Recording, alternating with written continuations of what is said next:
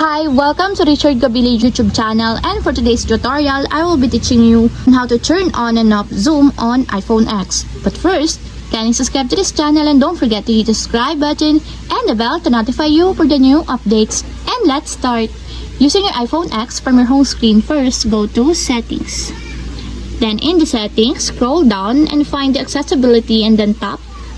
Then after that, in the Accessibility, go to Vision section and then tap the Zoom. Then in this part in the zoom, as you will see, there's a switch button located on the side of it. Then all you have to do is just tap it to enable until it becomes green, just like this. And if you want to disable or turn off, just tap it again. And take note, zoom magnifies the entire screen. Double tap 3 fingers to zoom, drag 3 fingers to move around the screen, double tap 3 fingers and drag to change zoom.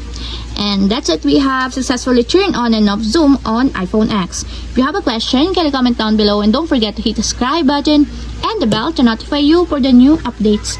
And thank you for watching!